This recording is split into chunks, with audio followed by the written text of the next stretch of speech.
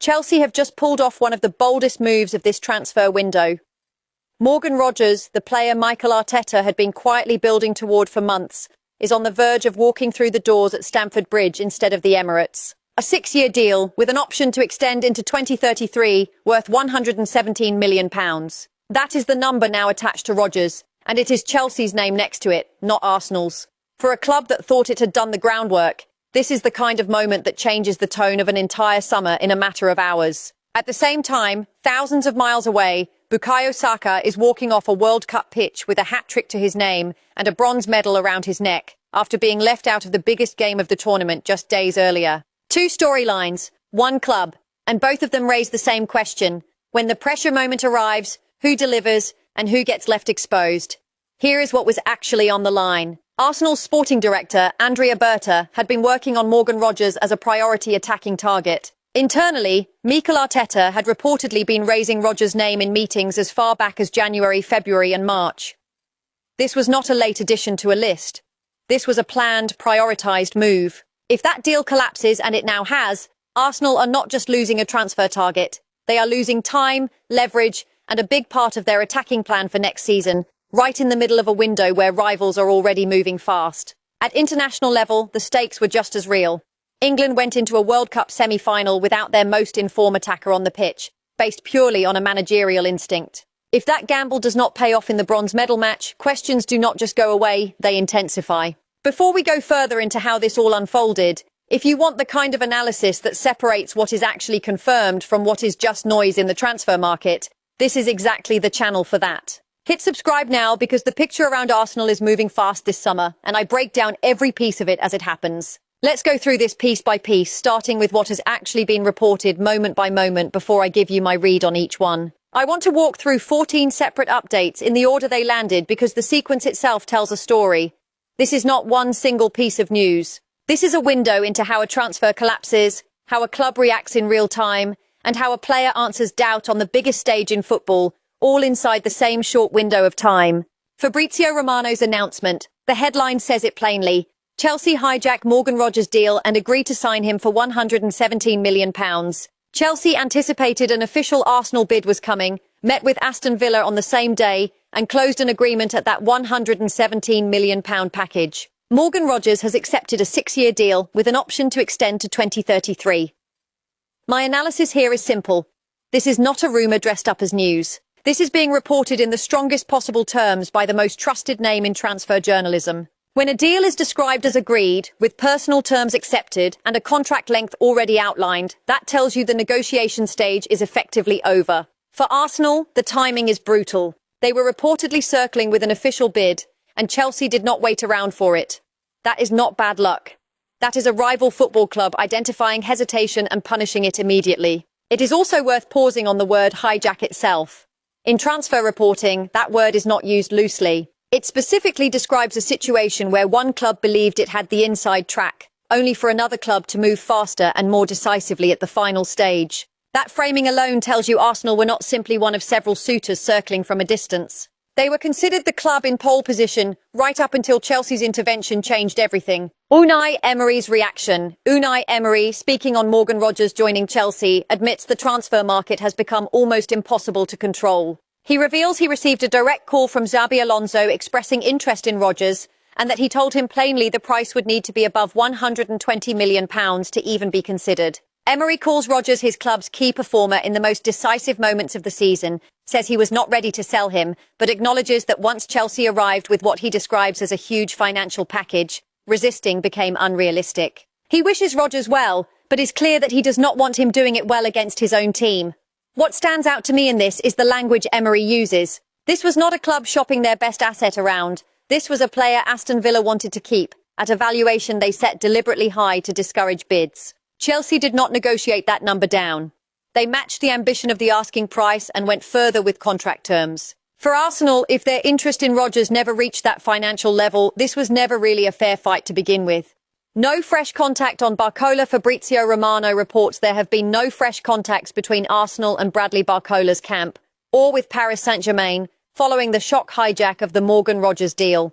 Liverpool, meanwhile, are said to still be tracking Barcola if his valuation becomes more affordable, and they are watching the situation closely. This tells me Arsenal have not yet pivoted with any real urgency. Losing your primary attacking target should, in theory, accelerate movement toward alternatives. Instead, the situation with Barcola is described as inactive. That gap between losing a top target and activating a backup plan is exactly the kind of window a club like Liverpool can exploit. Barcola talks remain cold. This update reinforces the previous point directly. Arsenal have not made any checks on Bradley Barcola over recent days. The conversation between Barcola and Arsenal is described as still cold. Liverpool remain very attentive to the situation. My read here is that this is not a coincidence. It is a pattern. Two separate updates, close together in time, both confirming the same thing, that Arsenal's interest in Barcola exists, but has not translated into action. In a transfer window where rivals are moving with real intent, standing still on a known alternative target is a risk in itself. The alternatives list, with Morgan Rogers now off the table, a list of other rumoured Arsenal targets is circulating. Names mentioned include Bruno Guimaraes, Rodrigo, Bradley Barcola, Christian Kafane, Kenan Yildiz, Jules Koundé, Nico Williams, Julian Alvarez, Crescencio Somerville, and Ayoub Bouadi. I want to be very clear with you here because this is important. Every single name on this list is speculation at this stage. There is no reporting attached confirming official contact, bids, or agreements for any of these players. My advice as an analyst watching this club closely is to treat this as a menu of possibilities, not a short list of incoming signings. Wide speculation lists like this tend to appear specifically in the vacuum created after a big target is lost, and that is exactly the situation Arsenal find themselves in right now. Julian Alvarez and Junior Krupi. An update states that Arsenal have other attacking targets, including Julian Alvarez and Junior Krupi, and that there is still appreciation internally for Bradley Barcola, who remains a Liverpool target as well. This is a more grounded update than the wider speculation list because it is framed as an internal update rather than a rumour compilation. Still, appreciation for a player and a confirmed approach are two very different things. What I take from this is that Arsenal's attacking recruitment is genuinely open at this stage, without one clear frontrunner emerging yet. Barcelona and Victor Gyökeres. According to this report, Barcelona have turned their attention toward Arsenal striker Victor Gyökeres. Barcelona are said to have held 2 meetings with his representatives over the past month, and Arsenal could allow him to leave for around €60 million. This is a significant one, because it is not about who Arsenal are buying, it is about who they might be selling. If accurate, this suggests Arsenal's own recruitment plan could involve funding incoming attacking signings partly through outgoing sales at the top end of the squad. That is a normal part of modern football finance, but it also tells you something about squad planning, that changes at the striker position may already be under internal consideration. Inside the Chelsea negotiation, this update from Fabrizio Romano gives more context on how the Morgan Rogers move actually developed. Mikel Arteta had been mentioning Rogers in internal meetings well before the end of the season, as early as January, February and March. Chelsea reportedly had a feeling around May and June that entering the deal was impossible, as the player appeared committed to Arsenal.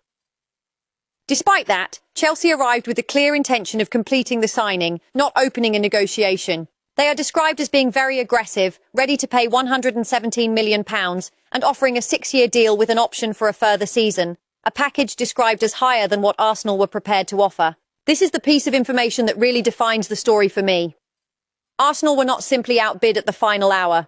According to this account, they were outprepared. Chelsea walked in with a finished offer designed to close the deal immediately, not to start a bidding process. If Arsenal's financial package genuinely fell short of that number and that contract length, then this was a planning gap as much as it was a transfer loss. Saka's post-match reaction speaking after the bronze medal match, Bukayo Saka describes the game as crazy and admits there is still disappointment among the squad at not reaching the final. He says the focus was on finishing strong and giving the country its best World Cup finish in 60 years and that the squad is happy with that result. What I notice here is the composure in that response. There is no bitterness directed anywhere, only a straightforward acknowledgement of disappointment balanced against a genuine achievement. For Arsenal supporters, this matters because it shows Saka closing out an international tournament in a settled, professional frame of mind, which is exactly what you want heading into a demanding club season. The Bellingham detail asked whether Jude Bellingham was originally going to take the penalty and gave it to him. Saka clarifies that Bellingham was never taking it. Instead, Bellingham was the first to tell him to go and complete his hat-trick, and held onto the ball specifically so no one else could distract Saka before he took it himself. This is a small moment, but it says a lot. It shows a level of trust and leadership within that England squad, with a senior teammate actively protecting the moment for Saka, rather than competing for it. For an Arsenal player walking back into pre-season, arriving with that kind of experience and camaraderie behind him is a quietly positive sign. Saka on his fitness. Saka says he would have loved to play more minutes at the World Cup, but insists it is too late to revisit that now, and that he preferred to let his performances answer the question. Asked directly how fit Arsenal supporters should expect him to be, his answer is short and direct, that he is fit. As an analyst, this is the update Arsenal fans have been waiting to hear directly from the player himself. A hat-trick performance already answers most physical concerns, but hearing him confirm his own fitness status removes any remaining doubt heading into pre-season. The historic hat-trick. Only 4 players in history have scored a World Cup hat-trick for England. Geoff Hurst in 1966, Gary Lineker in 1986, Harry Kane in 2018, and now Bukayo Saka in 2026. This is not a small statistic. This places Saka alongside genuine legends of the national team, in a list that has only grown by 4 names across 60 years of football. For Arsenal, having a player etched into that kind of history heading into the new season is a significant marker of where his career currently stands.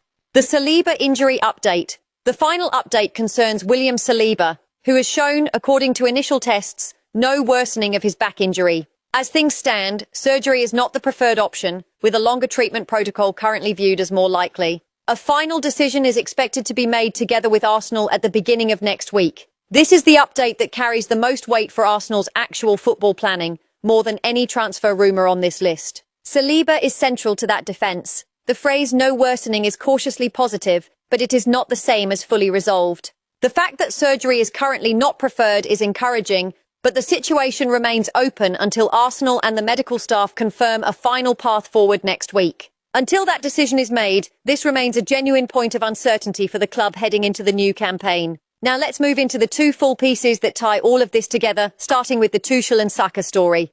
Tuchel's explanation and Saka's response. Thomas Tuchel left himself open to criticism the moment he chose not to involve Bukayo Saka against Argentina in the semi-final. Instead of turning to Saka, he selected Morgan Rogers and later brought on a series of defensive substitutes as England were eliminated. When Saka then went on to score a hat-trick in the bronze medal match against France, that decision was always going to be examined closely. Speaking afterward, Tuchel defended the call, describing it as a feeling he had heading into the semi-final that Rogers would be involved in something special. He admitted he had lost track of the goal scorers during the France match and was not even aware Saka had completed a hat-trick until after the fact, though he was quick to praise him as a top-level player once he learned the full picture. My analysis of this is straightforward. A manager is entitled to make selection decisions based on instinct. That is part of the job.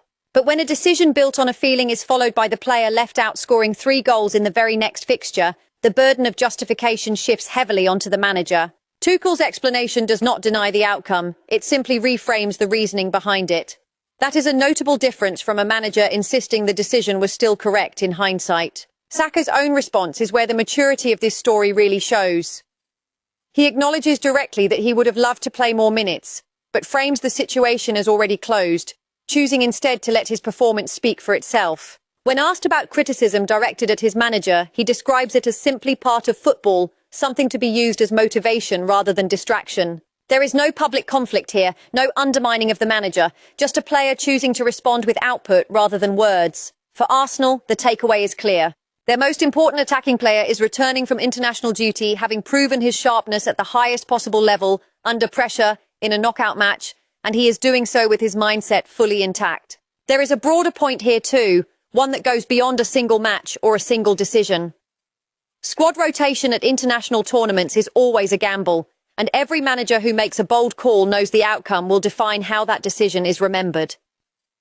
Tuchel's explanation shows a manager who trusted his read of the moment over the raw form of his most consistent performer.